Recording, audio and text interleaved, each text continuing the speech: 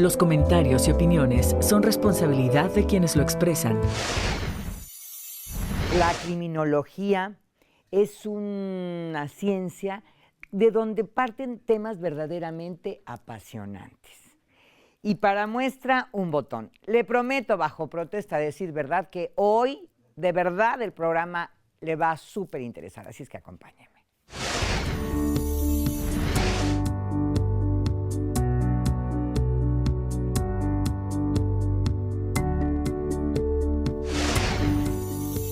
Le doy la bienvenida y mi agradecimiento por su asistencia al estudio a Lolja Pérez Landa. Ella es criminóloga y psicóloga. ¿Cómo estás, Lol? Hola, Leti, pues muy contenta de estar contigo y pues muy emocionada porque voy a hablar de algo que me encanta y que me apasiona. Bueno, para empezar, yo quisiera que nos dieras a conocer las grandes diferencias entre lo que es criminalística, criminología. Ok, bueno, estamos viviendo una época en donde sobre todo los jóvenes como que están invadidos por toda la información de las series, las películas, ¿no? Que vienen de otros países, especialmente de nuestros vecinos del norte, y pues de repente como que viene una oleada muy fuerte en donde quieren estudiar ciencias forenses. Aquí en Veracruz, en México, ¿no? Tenemos una laguna tremenda en donde todavía nuestros abogados, nuestros jueces, no saben diferenciar entre la criminología y la criminalística. Y entonces, si los impartidores de justicia no saben, pues menos los chicos, ¿no? No, pues claro. Entonces, bueno, la criminología es una ciencia que la pregunta de oro va a ser ¿por qué? ¿Por qué actúa como actúa?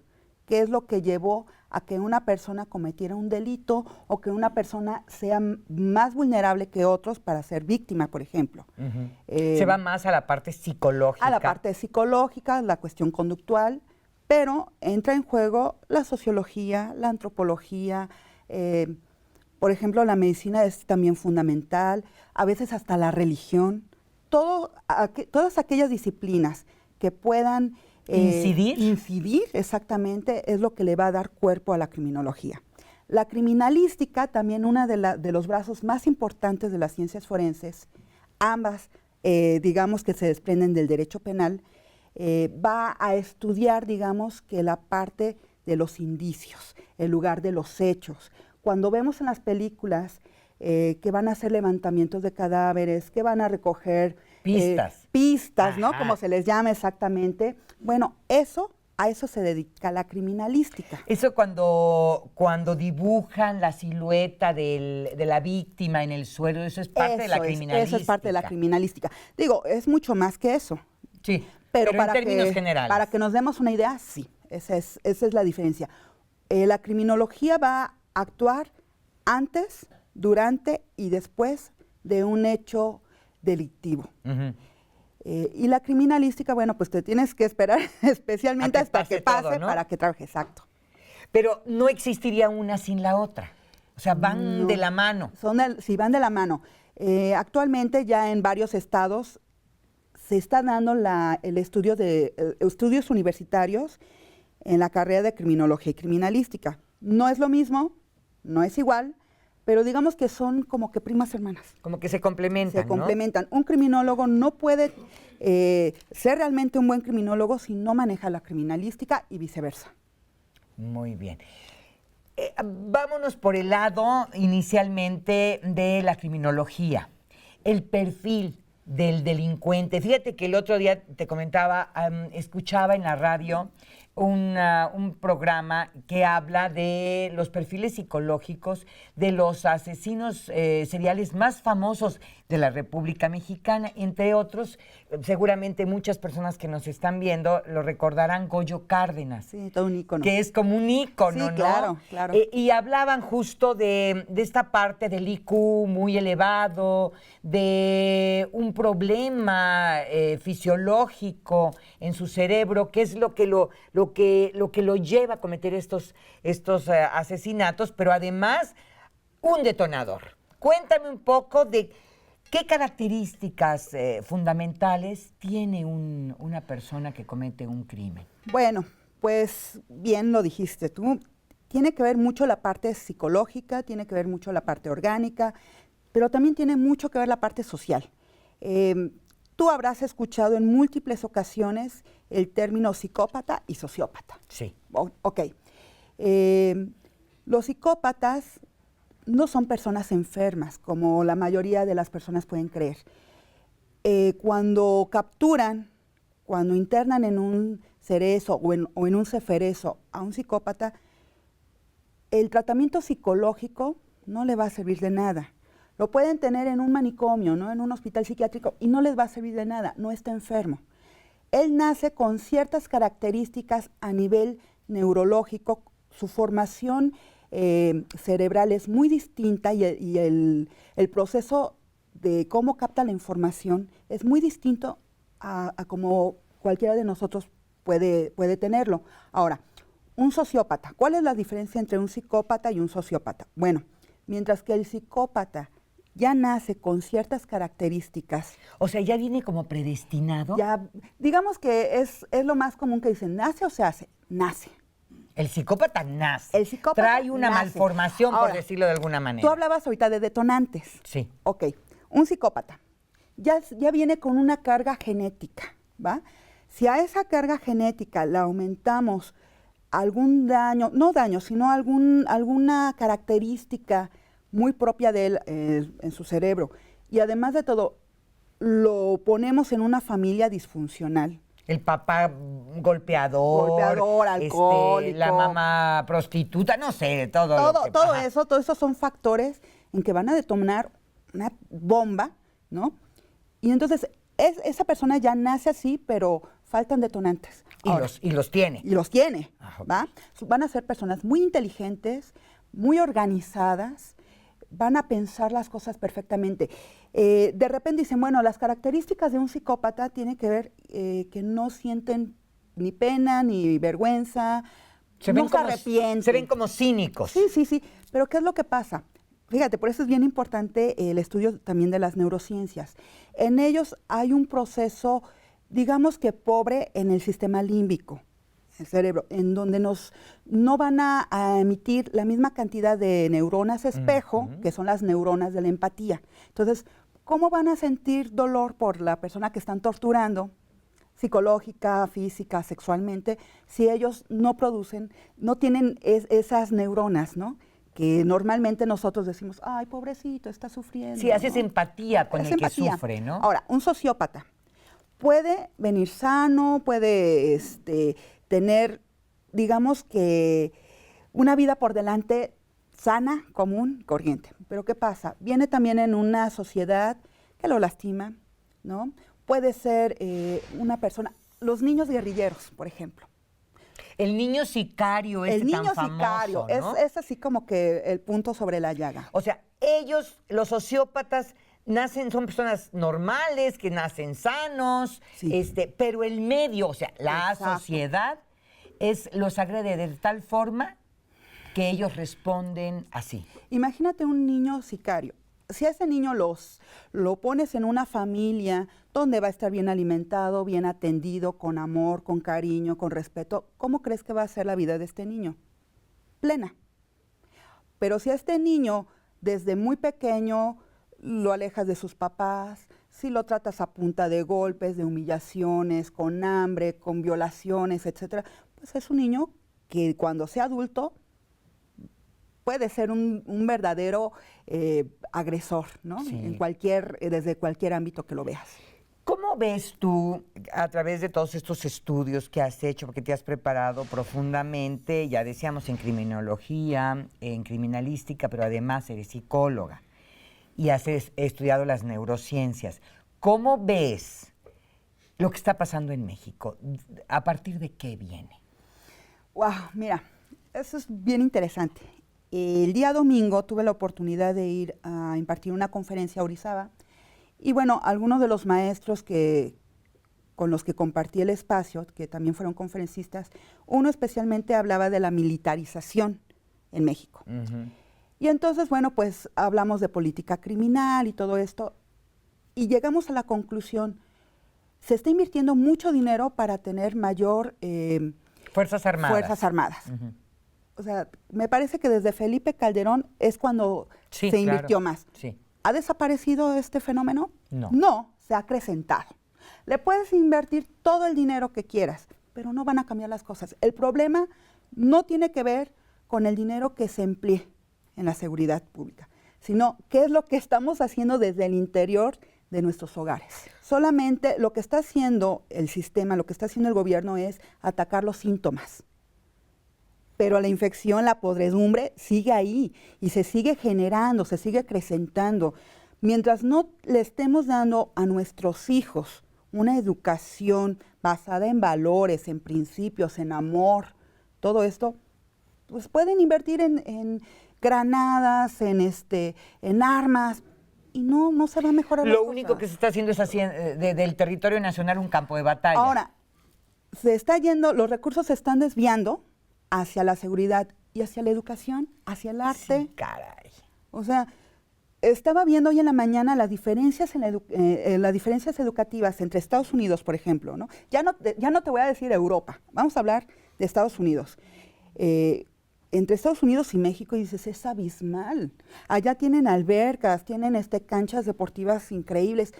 Oye, Leti, es tan triste que tú vas a la escuela y los baños ni siquiera tienen agua. Así es, tienes toda la ¿Sí? razón. Las aulas están, ay, no sé, mira, Deterioradas. hasta me dio escalofrío, ¿no? O sea, obscuras, deterioradas.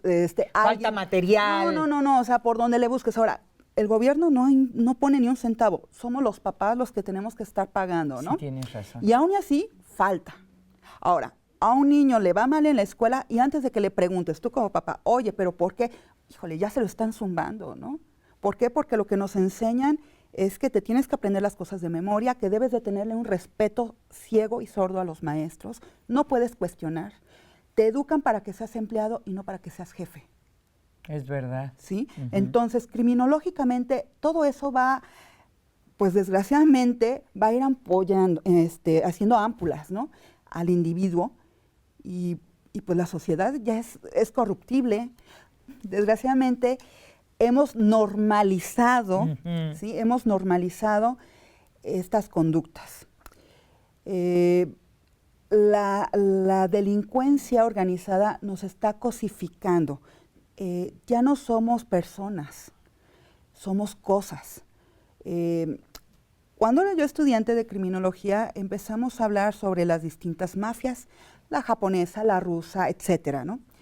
¿Sabes que de las más cochinas es la mexicana? Sí, sí. Es la más cochina. Todavía los italianos tienen, digamos que... Códigos, sus ¿no? códigos, ¿no? De honor. En México, haz lo que quieras, actúa como quieras, todo es permitido. Ya no se respeta nada, ¿verdad? No. No hay jerarquías. No. O sea, y es lo que te decía, ¿no? Si tú ofendes, si tú lastimas, si tú agredes, está bien hecho. Además, por ejemplo, el bullying, que también cuando un niño es sumamente sensible, cuando viene lastimado de su casa y todavía esto se hace más profundo con el bullying que muchos de sus compañeros pueden ejercer sobre él, el problema crece. Mira, te iba a poner ese ejemplo exactamente, qué bueno que lo tocas. Cuando yo inicio mi travesía dando conferencias, pues primero me empiezan a hablar de las escuelas para hablar sobre bullying y algunos temas relacionados con los chicos, ¿no? Pero ahorita retomando lo del bullying, uno piensa que el bullying lo viven los chicos, los estudiantes. Ahora, vete a lo macro. O sea, ya no lo dejes en el ámbito escolar. Ahora vete al abuso, pero fuera de tu casa, en el trabajo, con la sociedad. ¿Qué es lo que pasa en la escuela con el bullying? Bueno, el bullying no solamente es la agresión entre compañeros, es la agresión que vive el alumno con otro compañero, el alumno para con el maestro con el alumno, etc. Ahora, normalmente para que se dé este proceso de bullying, bueno, debe de haber un depredador y una víctima, o un agresor y una víctima. Cuando deja de haber víctimas, deja de haber agresores, así de fácil. En la sociedad pasa exactamente lo mismo. En la sociedad, fíjate, es algo así bien interesante. Se ha hablado, no sé si has escuchado de múltiples personas de la prevención del delito. Ujú, sí, claro. ¿Sí? La SEP te manda gente para que le hable a los chicos sobre prevención, seguridad pública, bueno, por todos lados. Leti, ¿quién te habla de prevención de la victimización? No, nunca la. No, ¿verdad? Bueno, soy victimóloga, como victimóloga debo de poner una mayor carga, un mayor interés a la cuestión de las víctimas. Cuando nosotros, como población, como ciudadanos, como individuos, aprendamos a no ser víctimas, o al menos no ponernos en situación de riesgo, ¿qué crees que va a pasar? Si no hay víctimas, no hay agresores. Sí, claro, pero ¿cómo? O sea, ¿ser víctima es una elección? No, no es una elección, pero a ver, te la pongo fácil. Tienes un novio, tu novio te cela, se enoja contigo, discuten, Te golpea. empuja y te da una bofetada. ¿Qué haces tú en cuanto tu novio te da una bofetada? Bueno, yo me daría la vuelta y lo dejaría. Sí, pero ¿qué pasa cuando las niñas dicen, ay, es mi gran amor, está súper guapo? No, y aparte está enamoradísimo Sí, de sí, mí sí, porque sí, se sí, puso sí, celosísimo, ¿no? O sea, Confundimos. ¿te das cuenta ahí cómo se dan las cosas? ¿Qué pasa? Al rato no es una bofetada, al rato es un puñetazo, una patada. Se casan, porque además de todo llegan o a vivir juntos o a casarse, y eso va en escala. La niña, en su momento, tuvo la oportunidad de darse la vuelta y dejarlo ahí. ¿Qué pasa? Todos los días sabemos de casos de violencia. Sí, los feminicidios. Los feminicidios. Ahora, vamos a pensar que tú vives en una colonia difícil, donde sabes que hay delincuentes, malandrines, que es una colonia oscura. Dime, ¿tú pasarías a altas horas de la noche? Sí, a la 1 de la ¿no? mañana 1, 2 de la caminando. mañana con tus alhajas, con tu celular ahí hablando. O sea, ¿qué va a pasar? De mínimo te quitan el celular. De mínimo, ¿no? Sí, eso sí te va bien. Y eso sí te va bien. Pero ¿y si además de todo hay una agresión sexual? Pero también, LOL, existen los casos en donde tú estás en un lugar concurrido, ¿verdad? Y te Claro. conviertes en víctima. Claro, esto se da mucho, sobre todo, ¿te acuerdas todo lo que ha pasado en Veracruz, ¿no? Los porquis y todo eso. Son chicos universitarios se van a tomar, se van a convivir, pues como cualquier chico que está viviendo esta etapa padre, ¿no? ¿Y qué pasa? Pues las chicas dicen, pues estoy con mis amigos, me tomo unas copas y de repente ya te están filmando en una violación tumultuaria, ¿no? Claro, hay cosas que no puedes al 100% prever ni controlar, ¿no? Pero sin embargo, el hecho de que tú puedas en determinado momento decir, ya fui atacada, fui violada, me golpearon, pero voy a denunciar. Eso ya te quita una capa o un velo muy grueso de víctima. Muy bien. ¿Qué dirías en cuanto... Hemos hablado aquí de los psicópatas, los sociópatas y la victimización. Uh-huh. ¿Qué dirías que se puede hacer cuando, si es que es detectable, cuando uno detecta que alguien puede ser un psicópata? Bueno, esta es una parte que me gusta mucho. No todos los psicópatas ni van a ser homicidas, ni torturadores, ni nada, ¿ok? ¿Sabes qué es lo más triste, Leti? Que entre más estudio, más miedo me da. ¿Sabes que de pronto puedes estar casada con un psicópata y no darte cuenta? O que tu jefe sea un psicópata, o que el sacerdote sea un psicópata, o tu maestro lo sea. Entonces, sí necesitamos detectar de acuerdo a ciertos síntomas y saber, bueno, pues no necesariamente me va a matar, no necesariamente me va a violar, pero sí va a querer obtener algo a cambio, ¿sí? Por ejemplo, hay muchos inversionistas. ¿Qué crees que puedan tener a cambio?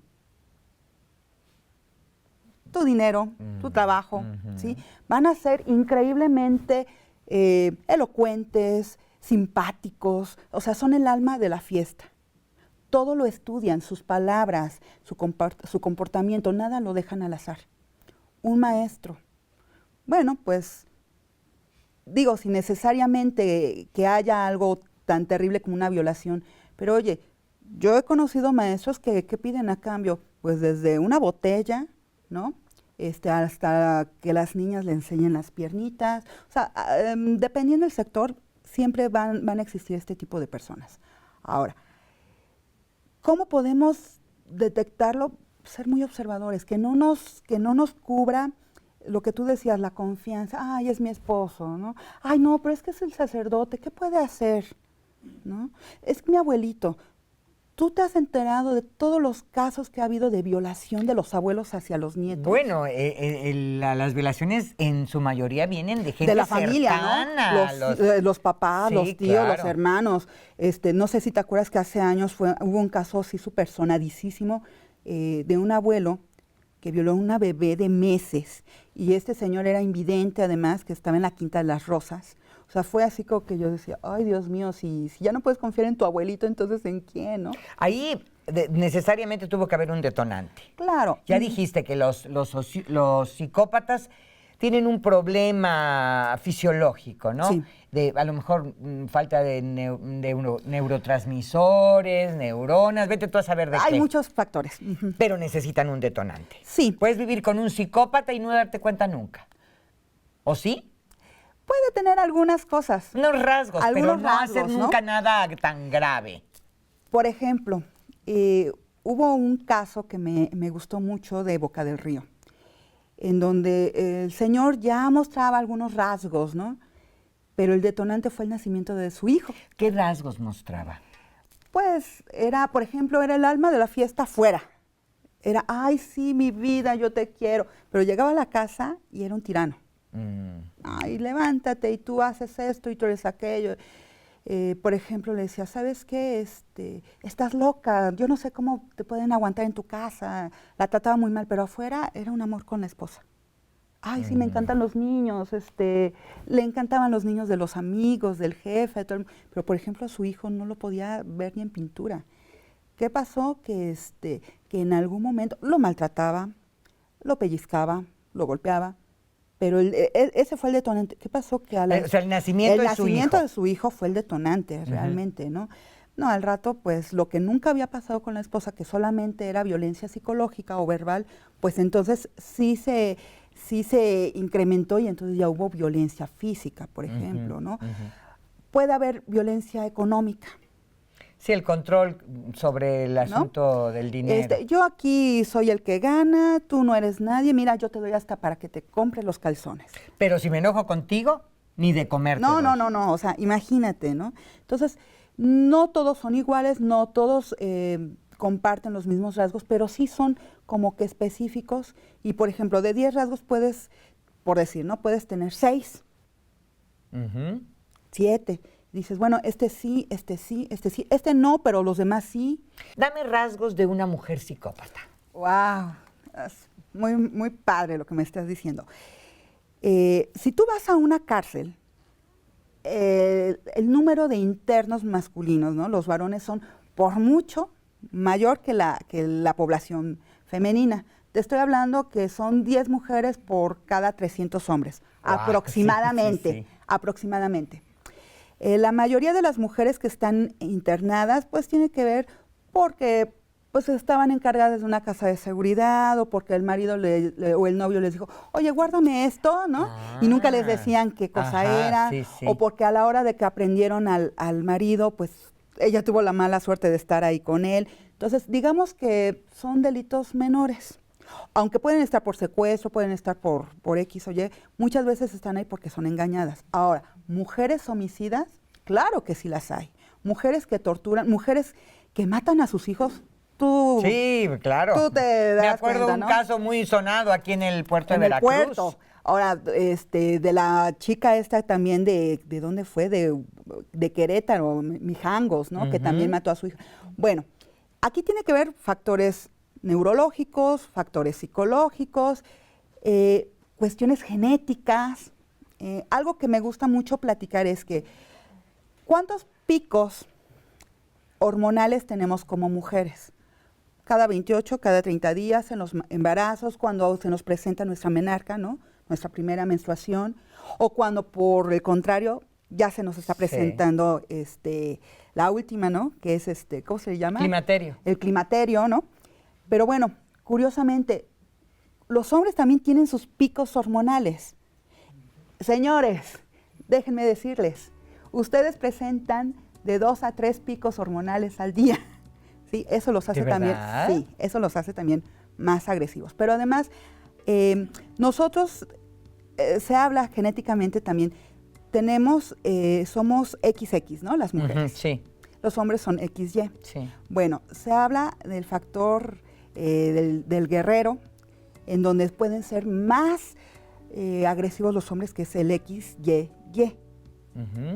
Las mujeres las mujeres que pueden ser homicidas son XXY. O sea, ya tienen una extra, ¿no? Sí. Entonces, no en todas las mujeres se presenta, pero puede ser determinante. Muy bien. Desgraciadamente estamos en la recta final. Nos quedamos Ay, qué pena. con muchísimas preguntas, pero espero volverte a tener aquí en el programa Cuando si tú lo quieres. gustes y mandes. Hay mucho más que platicar. Te agradezco muchísimo que hayas venido. Ha muchas sido una gracias. plática súper interesante. Se lo dije y se lo prometí que iba a ser interesante y bueno, pues creo que todo esto se cumplió. Que te vaya muy bien, Lol. Muchas gracias. Y gracias a usted que me ha acompañado y como siempre, pues lo espero en la próxima.